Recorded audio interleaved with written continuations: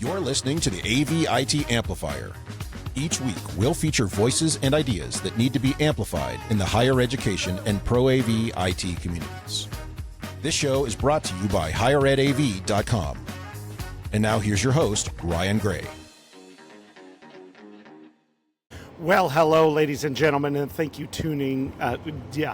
Well, hello, everybody, and thank you for tuning in again to another episode of the AV-IT Amplifier. If it is Wednesday, you know I will be here with content for you. My name is Ryan Gray, and I am your host. And as per usual, there is nothing usual about this show.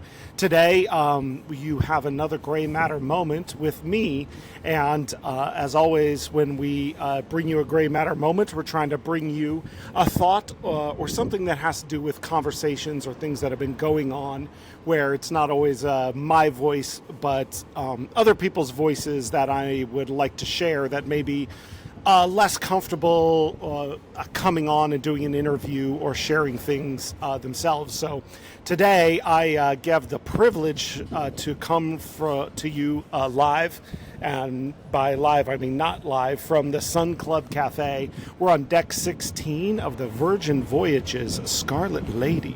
And today, as you see behind me, we are in the gorgeous port of Miami, Florida, where my wife Molly and I have just completed a 4-day cruise, and we finished that cruise up the best possible way, which is stay on the boat and go on another one. So we are, for the first time, on a back-to-back cruise, and today is the turnover day, and we're in that weird period where everyone is debarked from the first cruise, and those of us that are back-to-back, we only had to get off for a few minutes, re-tag, and they got their zero count, everybody off, and then boom, we get to come right back on board, and we get the place to ourselves. And I would love to tell you that it's not mostly social media or other people recording content, but it does appear that it is largely social media and other people recording content, so I'm fitting right in. But I had planned this episode for this time because there's something I've been talking with people about, and something that comes up a lot, both in my place of work and with other people. And one of those things that, again, is talked about in platitudes a lot, but I don't know that people ever really reckon with the realization of what it means. And it is this. You will often hear people say, make sure you take your vacation. Make sure you take your time away. Make sure you take time to unplug, and that's an important thing to do. And it 100% is. But usually, that's the end of the conversation. That is, hey, take your time away. And the result is, I would love to do that, but none of my work goes away when I do it. In fact, there are a lot of people who don't take time away because they feel like they can't, because all that will happen when they're away is that work will pile up. And I want to talk kind of on two fronts about that today. Things that I've heard from people, things that I've been talking about with people, and things that are important to me. I have a colleague that over the past few weeks has been but has been putting in, oh, hey, I'm going to try and leave at 2 today to burn a couple hours, vacation hours. I'm going to try and leave an hour early today just to burn another vacation hour, because they are maxed out in vacation hours at a public institution, and that takes some work to do.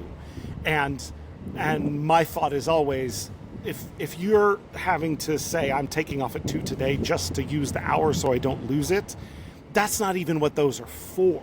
We're missing the entire point. And oh my gosh, may I never be the person that is sitting there with that many vacation hours left to use. I've been someone that uses them, budgets them, and figures out what they're doing with them, even if it's not, like, a lot of times it's not even for trips like this. When I was a governing board member for a K-12 district, I spent a fair number of vacation days doing things for that governing board role, at conferences for the Arizona School Boards Association, for the National School Boards Association, doing trainings, doing campus visits to the schools that were in our district. And that time away from work was time away from work. So I would have and use my personal days and vacation days to account for those. But that wasn't necessarily travel. And sometimes I think when we have things labeled as vacation time, the idea is, well, if I'm not planning a vacation, then I'm not putting in that time, and then you just end up working all of those hours and never getting that time away. Keep in mind the idea of perhaps using vacation time to get paid to do volunteer work somewhere. That can fill your bucket in a different way than, say, travel or rest could. But it's a way to step away from your job, to step away from your day in and day out, which is how I get to one of, again, the most overused analogies, but one that I love, and the kind of two versions I repeat of it, which is the first one I've heard Simon Sinek, but I'm sure he wouldn't lay claim to it, where he says, there's two woodcutters and that are tasked with cutting down this forest. And every day they come in and they start at the same time and they cut wood all day. And every day they end at the same time, except at the end of the day, one always seems to have cut more wood and have more stacked up than the other one. And ironically, that one disappears in the middle of the day. And finally, the guy who chops and has been trying to keep up with this other guy and just cannot keep up with him no matter how hard he tries, eventually asks him, he says, "Where are you going? How are you quitting work in the middle of the day? What are you doing?" And he says, "Oh, well, that's when I go home, have lunch with my wife, and sharpen my axe." And so, the idea being, when he comes back in the afternoon, he's still more productive and getting more done during the day because he's taking the time to sharpen his axe. And then the way that Stephen Covey puts it in the 7 Habits of Highly Effective People is taking time to sharpen the saw. And it's the same analogy with the harder and longer you use your tools, be they physical tools, mental capacity, emotional investment, your effort in planning and working, it will dull out. No matter how much you think it won't, it will dull out if you don't take the time to sharpen it. And how do we sharpen it? And this is the key part of this is, one, you got to stop using it. You got to rest away from it. But more than that, you need to put yourself in a place where those things can be renewed. What are the mortar and pestle? That's not even the right tool. Jeez. What is the whetstone of the tools that you use? So for some people, if you lay brick for a living, you probably need some rest. You need days for inflammation to go down, for muscles to get relaxed. We all have physical parts of what we do. If you do programming work, you need days to let the ones and zeros flow out of your head. You need days to let the creative side of your brain flourish. If you do analytical work, you need that creative side. If you do creative work, you need time to step away from what you need to make and either make nothing or make something that encourages or excites you in a different way. And I think more than that, what each of us needs is a time to step away from what we normally do to renew our thinking.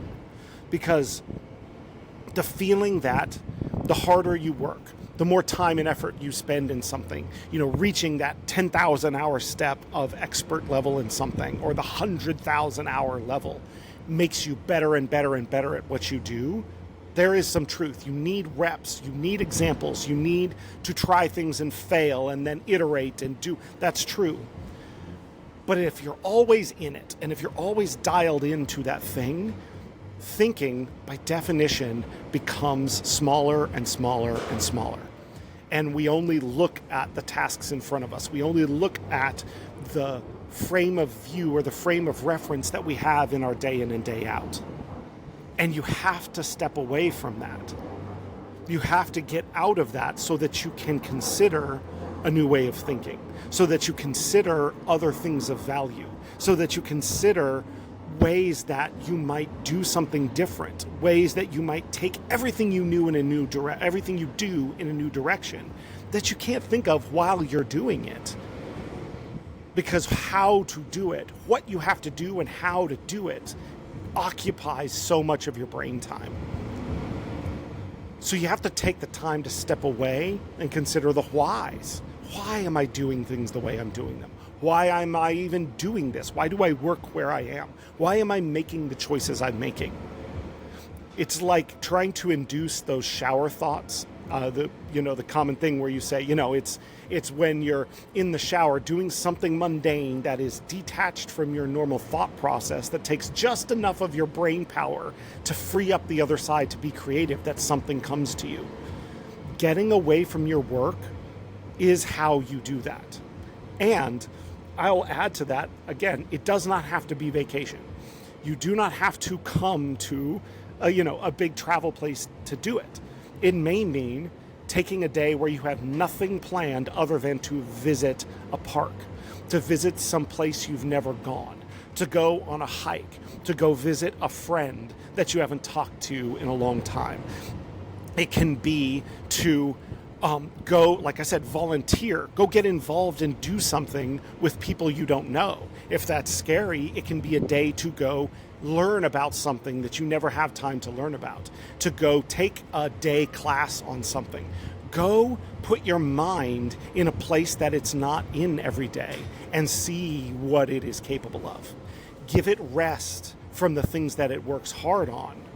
And if you just need mental quiet and calm with no application of anything else, then do that. If that doesn't work for you, if that's boring, then go exercise it in something that is different. Go pick a new creative thing. Go take the time to do that part of your hobby that you never really have time to do. And to steal another Coveyism is never wait for the right time to do it. Because if you wait for the right time to do it, it will never happen.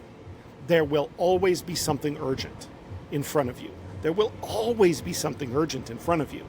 And those things that feel urgent will block out the things that are truly important. And sharpening the saw is one of those things that is truly important.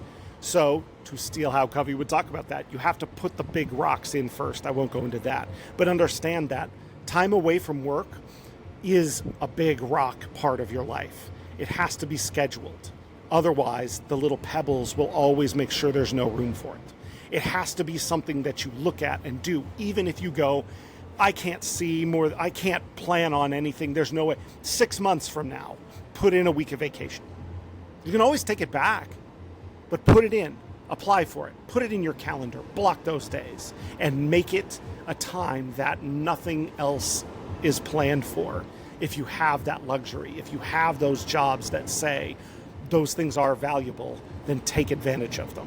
Your pay is part of your compensation. The rest of it is your benefits, but your time away is a benefit to you, and it's a benefit to your company or institution. Because when you come back with your axe sharp, you will cut down more trees. You will do better work. You will be ready to iterate and be creative about what you're doing in ways that you hadn't thought you could be, because you have to step away. And then the other thing I'll add to this, and I know I mention it all the time, is the same activity is why travel for training and conferences is a key, important expenditure in higher education. And I will fight this battle to the end, because when money gets tight, that's one of the first things that goes is travel budgets. And I get that because it can seem like an extravagance. But when you cut travel budgets for training and you leave people doing at-work personal development at their desk, you rob the ability to truly sharpen the sword or sharpen the saw or sharpen the axe. Because at your desk in the same environment, and now even for people who work at home, home isn't even a place you can do it because it is still your workplace. That's not where those things happen. And I am such a firm believer in changing location, changing environment, to change your brain stimulus to allow new things to happen. It's why it is important to travel to conferences. Networking is a key, main thing, and that's a whole other topic. But even if you don't get networking done, even if you're the worst introvert and it just doesn't happen for you at those things, getting out of your regular routine to a new place to change the inputs and the sensory things that you're receiving in order to find new ways of thinking is an absolute necessity. Otherwise, we will always end up doing the new things. And I think institutions that don't understand that aggressive budgets for travel, for experiential learning opportunities in higher education will suffer for it. We understand the value of explorational, you know what I'm saying, learning for our students. We have to make it the same for our faculty and staff in order to get that same benefit, in order to get that same opportunity to get out of their regular routine and get to a place where some new brainwave and new brain pattern can happen. So, for everyone out there, that your takeaway be, take the time to sharpen the saw and do what it takes to do that. And if that means part of your work gets pushed back, so be it. And I know that's a tough thing for different people in different places. There are a lot of places that would not accept that. But if things take longer because you're actually exercising all of the compensation that you're given by taking your time away, then stand on that. Communicate about it that way. You're not asking for something to use your vacation time, because you're not asking for something to deposit your paycheck in the bank. You don't think of it that way. Well, your vacation time and your personal days are the same thing. They are part of what you are given to take care of yourself so that you can take care of your institution. They are part of what you are given to take care of yourself so that you can take care of your institution. It is not selfish to use them.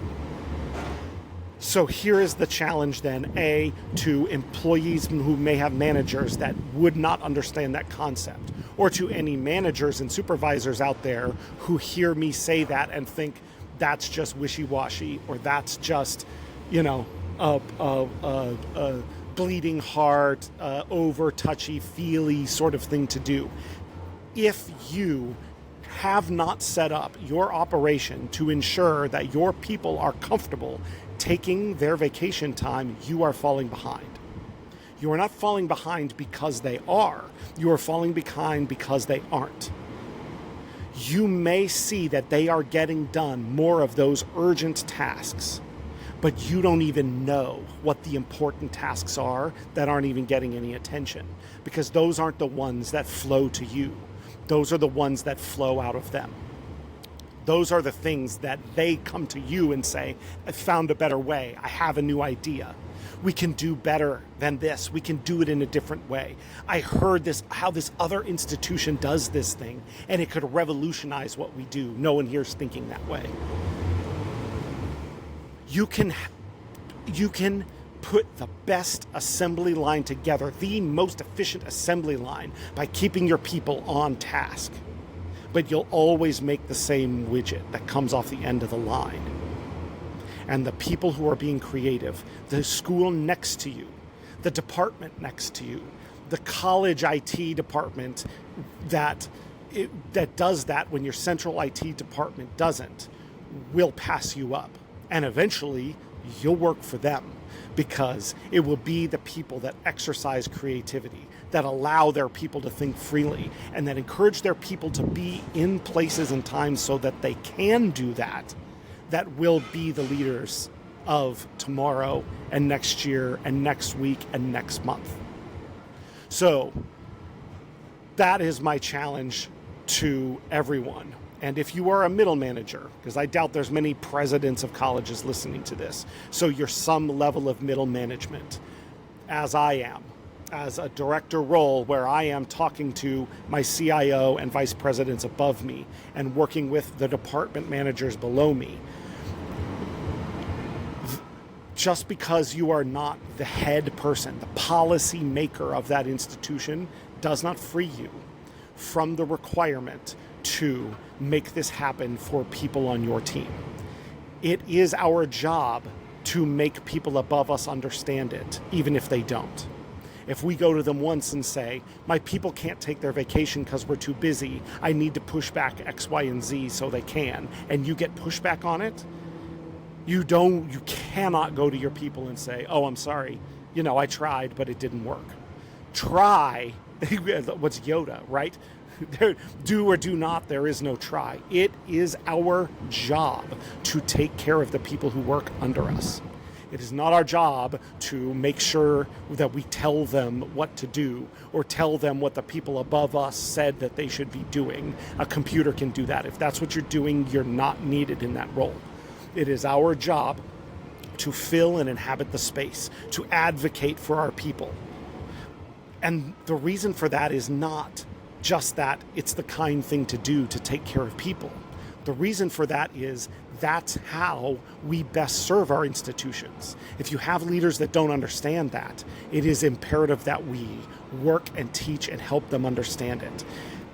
We don't want our places we work to be great places to work just out of kindness. It's because great places to work turn out great work.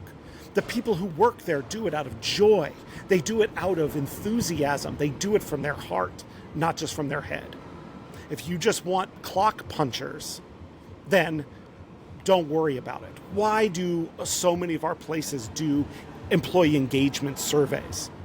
Well, many of them do it because it's something they know they're supposed to do. But where did it come from? It comes from the data that shows that employees who are engaged, connected, and happy with their institution get more done.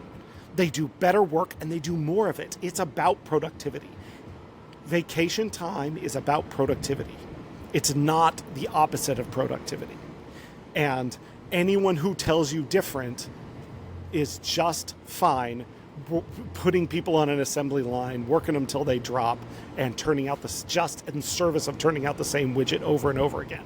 And I realize, I'm getting preachy, I'm getting squirrely, I'm getting that, but I believe this is so important because it is just not that big a paradigm change that can make such a huge difference between being an ordinary department or an ordinary institution and being an extraordinary department or an extraordinary institution.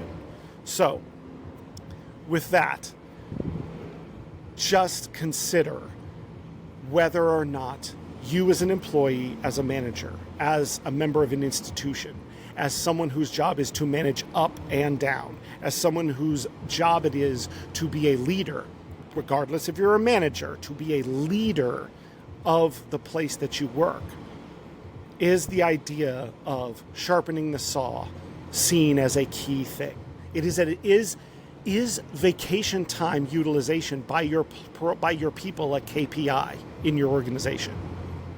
If it's not, maybe it should be. How many places have that? Because I guarantee you, your other KPIs are dependent upon allowing people to do it. But we don't often think of it that way.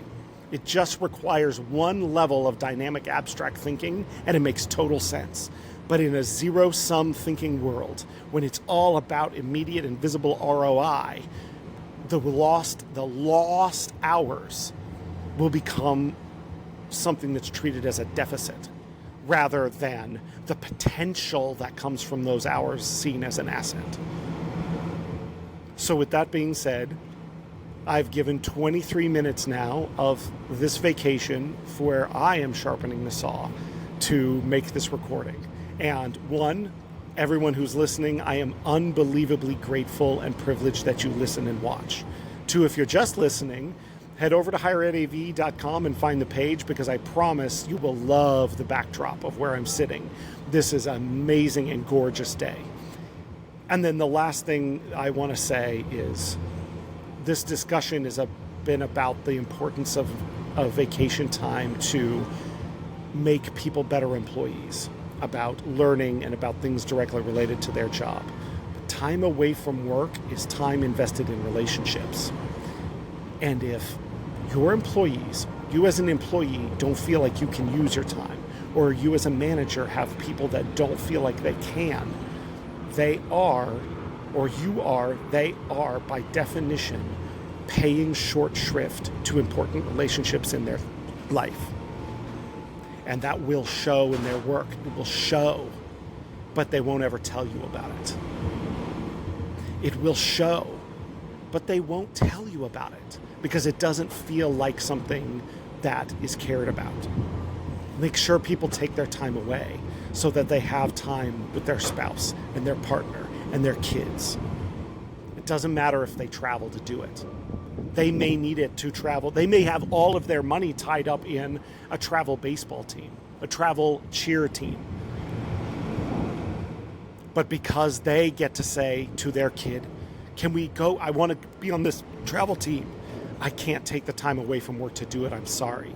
Versus, yes, I can put my time away from that and I know I'll be supported. Do you think about the conversations that people have with their kids like that and how your priorities at your institution are defining how people can make those answers to their kids? If they have elderly parents who are asking them to come visit, I can't take the time away. Or worse, I can take the time away, but I know I'll pay a price for it, stated or unstated, by doing it. Therefore, I judge that I can't.